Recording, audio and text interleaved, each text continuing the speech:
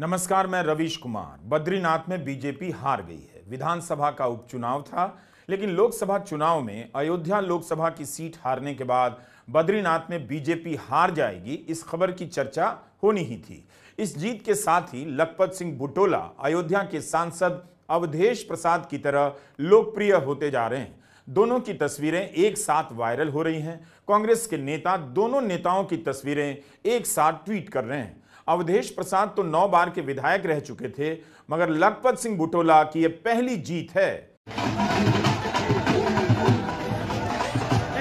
चलो। कांग्रेस अपनी इस जीत का जश्न स्थानीय स्तर पर भी मना रही है। लखपत सिंह की जीत की खबर आते ही कार्यकर्ता और समर्थक उत्साह से भर गए और विजय जुलूस निकाला गया। 10 साल का लंबा दौर रहा है जब हर उपचुनाव और चुनाव के बाद कांग्रेस के हारने की खबरें आती थीं। कुछ विधानसभाओं में मिली जीत को छोड़कर कांग्रेस की पहचान चुनाव हारने वाली पार्टी से हो गई थी। बद्रीनाथ उपचुनाव को स्थानीय स्तर पर कांग्रेस ने मिलकर लड़ा। नतीजा यह जीत सबकी दिखाई दे रही है। हरीश रावत ने गांव-गांव जाकर प्रचार किया तो उनके प्रतिद्वंदी हरक सिंह रावत ने भी लखपत सिंह बुटोला के लिए प्रचार किया। लखपत सिंह बुटोला कांग्रेस के प्रवक्ता हैं। उनका मुकाबला बीजेपी के राजेंद्र सिंह भंडारी से था, जो 2022 में इसी सीट से चुनाव जीते थे। तब कांग्रेस के टिकट से चुनाव जीते, लेकिन लोकसभा चुनाव के ठीक पहले कांग्रेस छोड़ दी, बीजेपी में आ गए, मगर बीजेपी के टिकट से अब चुनाव हार गए। राजेंद्र सिंह भंडारी कांग्रेस की रावत सरकार में कैबिनेट मंत्री थे और दबंग माने जाते थे। बद्रीनाथ के उपचुनाव में जनता ने दल बदल को भी नकार दिया है। आपसे कह दिया कि शुचिता और नैतिकता की लड़ाई थी, और इस शुचिता और नैतिकता की लड़ाई में जनता ने शुचिता के साथ खड़ी रहे, नैतिकता के साथ खड़ी रहे, और ये दिल्ली की सरकार को और यहाँ उत्तराखंड की सरकार को मैसेज देने का काम किया कि जनप्रतिनिधियों जो जनप्रतिनिधि होते हैं उनको न बेचने का काम करें, न खरीदने का काम करें, और जनता ने जो जनादेश दिया उसका सम्मान किया जाना चाहिए, और यही मैसेज यहाँ से जाएगा। उत्तराखंड की एक और सीट है मैंगलोर। यहाँ के उपचुनाव में बीजेपी ने पूरी ताकत झोंक दी। पार्टी को लगा कि इस सीट पर जीत दर्ज कर वह रिकॉर्ड बनाएगी, क्योंकि उसे यहां अभी सफलता नहीं मिली है। इसके बाद भी बीजेपी मैंगलोर की सीट नहीं जीत पाई। कांग्रेस के काजी मोहम्मद निजामुद्दीन जीत गए। यह मैंगलोर का वीडियो है। काजी की जीत की खबर मिलते ही उनके समर्थक बड़ी संख्या में जमा हो गए। यहां भी जनता ने दल बदलू को हरा दिया। करतार भडाना राष्ट्रीय लोकदल से होते हुए बसपा में आए और फिर बीजेपी में पहुंच गए। बीजेपी के टिकट से चुनाव लड़ रहे थे। मैंगलोर मैदानी इलाका है, पश्चिमी यूपी की सीमा से सटा है। यहां पर भी चुनाव के दौरान, मतदान के दौरान हिंसा की खबरें आई थी।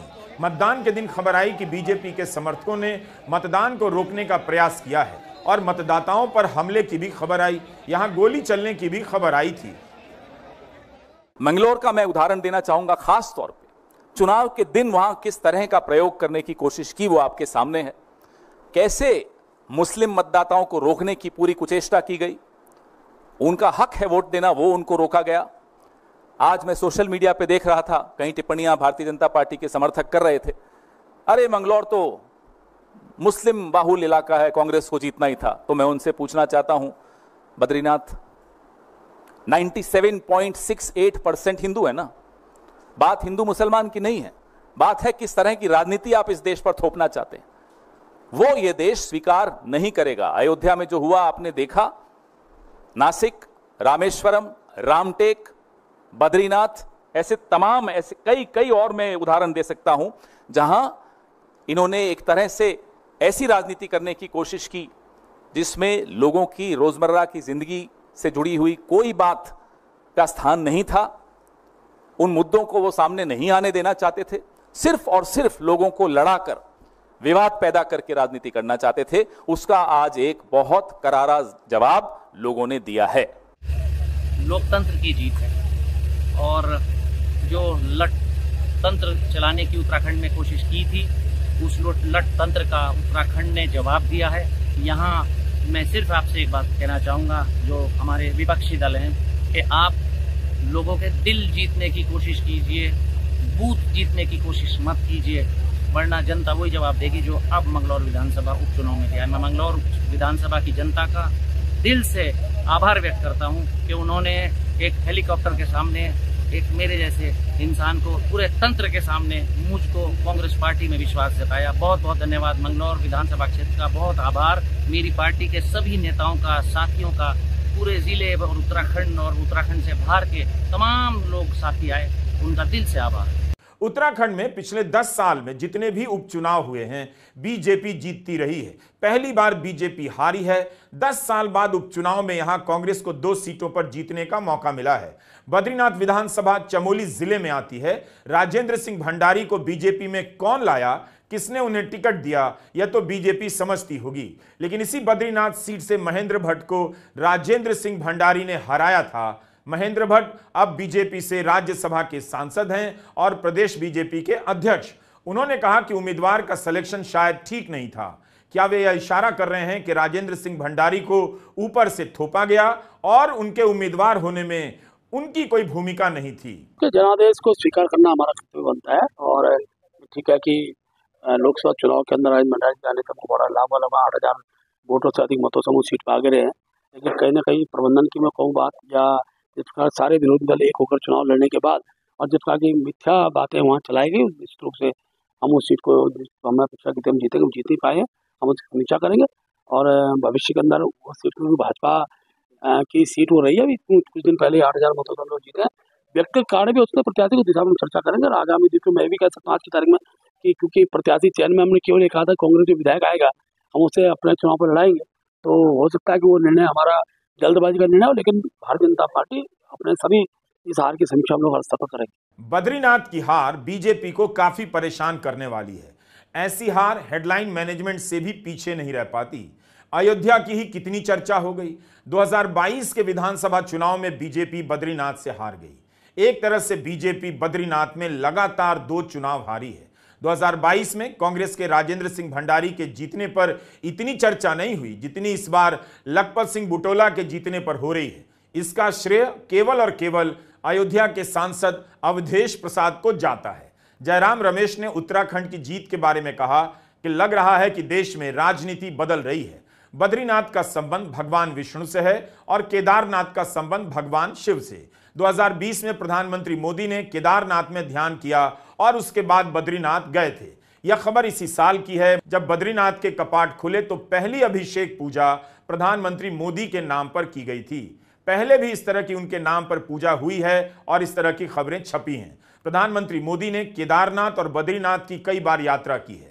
2018 में राहुल गांधी ने कैलाश मानसरोवर की यात्रा की। इस यात्रा में 15 से 20 दिन लग जाते हैं। राहुल गांधी ने कैलाश मानसरोवर यात्रा से जुड़ी कई तस्वीरें ट्वीट की थीं। राहुल गांधी इसी साल फरवरी में केदारनाथ गए, तब अंदर पूजा के समय कैमरा ले जाने से मना कर दिया। बाद में उनका जो वीडियो आया वो मंदिर के बाहर का था। उत्तराखंड में बीजेपी ने चंपावत और बागेश्वर की लोकसभा सीट जीती, लेकिन 1 महीने के भीतर मैंगलोर और बद्रीनाथ की सीट हार गई। हाल ही में लोकसभा में भगवान शिव की तस्वीर लेकर राहुल गांधी ने बीजेपी को चैलेंज कर दिया कि वह डर की राजनीति करती है और राहुल नहीं डरते। लोकसभा में शिव की तस्वीर दिखाकर राहुल गांधी ने सभी को हैरान भी किया। भगवान शिव की तस्वीर लेकर राहुल गांधी यह बताना चाह रहे थे कि शिव की तरह वे भय मुक्त हैं, उन्हें डर नहीं लगता। उन्होंने भगवान शिव से सीखा है करुणा, साहस और निर्भीकता। राहुल ने कहा कि हिंदू हिंसक नहीं होता है, लेकिन बीजेपी हिंसा की राजनीति करती है। इस पर बीजेपी तुरंत भड़क गई। इसे हिंदू आस्था का अपमान बताने लगी कि राहुल गांधी ने हिंदुओं को हिंसक कह दिया है, जबकि ऐसा नहीं कहा था। केदारनाथ में भी उपचुनाव होंगे। यहां से बीजेपी की विधायक शैला रानी रावत का निधन हो गया है। शैला रानी रावत 2012 में कांग्रेस के टिकट पर यहां से चुनाव जीती थी। मतलब यहां से भी बीजेपी के पास अपना कोई उम्मीदवार नहीं था जिसे वो जिता सकती थी। शैला रानी बीजेपी में 2016 में आ गई और 2022 में बीजेपी के टिकट से जीत गई। केदारनाथ और बद्रीनाथ की कहानी बताती है कि आज की बीजेपी इसलिए विजेता दल नजर आती है क्योंकि इसमें दूसरे दलों से लाकर चुनाव जीतने वाले उम्मीदवार भर दिए गए हैं।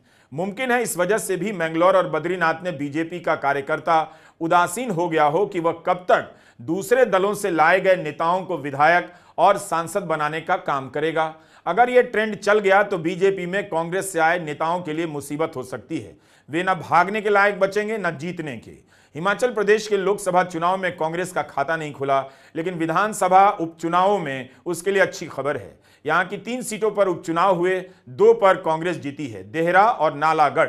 2022 के विधानसभा चुनाव में कांग्रेस इन दोनों सीटों पर हार गई थी। देहरा से मुख्यमंत्री सुखविंदर सिंह सुक्खू की पत्नी कमलेश ठाकुर जीत गई हैं। इस सीट पर भी निर्दलीय उम्मीदवार बीजेपी में चला गया था और बीजेपी के टिकट से चुनाव लड़ने पर हार गया। अभी तक माना जाता था कि चुनाव जीतना है तो अपनी पार्टी छोड़ो, बीजेपी में चलो, लेकिन बीजेपी में जाकर हारने की खबरें थोड़ी हाईलाइट होने लगी हैं। लोकसभा चुनाव के साथ साथ हिमाचल प्रदेश में 6 विधानसभा सीटों पर भी उपचुनाव हुए थे। इनमें से 4 पर कांग्रेस वापस जीत गई। एक तरह से हिमाचल में भी बीजेपी जाने वालों को हार का सामना करना पड़ा है। हिमाचल प्रदेश में कांग्रेस की सरकार फिर से सुरक्षित हो गई है। अब इसके विधायकों की संख्या 40 हो गई। इस तरह कांग्रेस को तोड़कर हिमाचल प्रदेश में सरकार गिराने की कोशिश जनता ने नाकाम कर दी।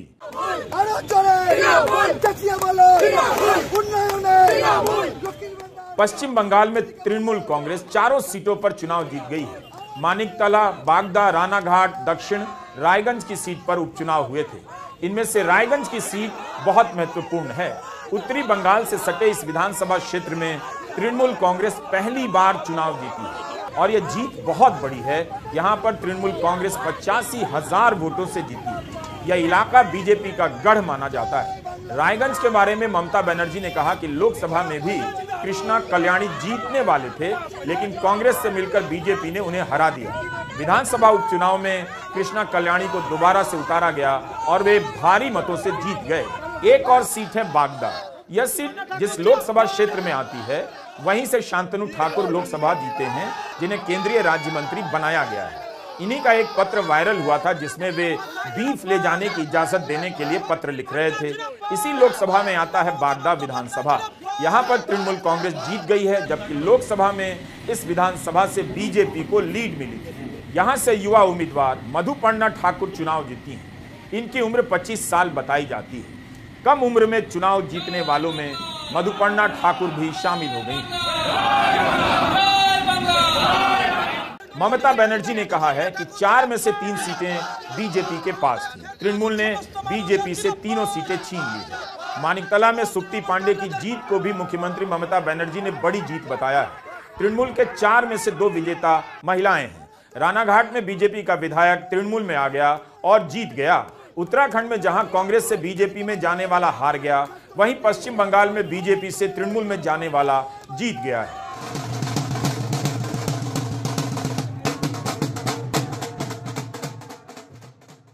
Together with the NDA party, all party, maybe I may be wrong, but whatever I heard, I came to know that collectively they all got 46% vote, and India itself have got 51% vote. So mandate is against of them, and now again they have started the agency Raj. And this Nyaya Samhita bill, I don't know what they have done. Even doctors are afraid. Journalists, you must know how your life is also danger for this bill. Freedom is at stake. Everybody, without any evidence, anybody can be victims of this bill. From the beginning, I am telling that to boycott, to suspend 147 MLA MP, you pass this bill, never discussed. उपचुनावों को आमतौर पर खास महत्व नहीं दिया जाता, लेकिन लोकसभा चुनाव के बाद इंडिया गठबंधन का यह प्रदर्शन बता रहा है कि जनता के स्तर पर काफी कुछ बदला है। बीजेपी ने कोशिश तो जरूर की होगी, मगर उसे इस उपचुनाव में सफलता नहीं मिली। 13 सीटों के उपचुनाव में 10 सीटों पर इंडिया गठबंधन की जीत बताई जा रही है। अयोध्या के बाद बद्रीनाथ की सीट पर बीजेपी की हार उसे लंबे समय तक चुभने वाली है। नमस्कार, मैं रवीश कुमार।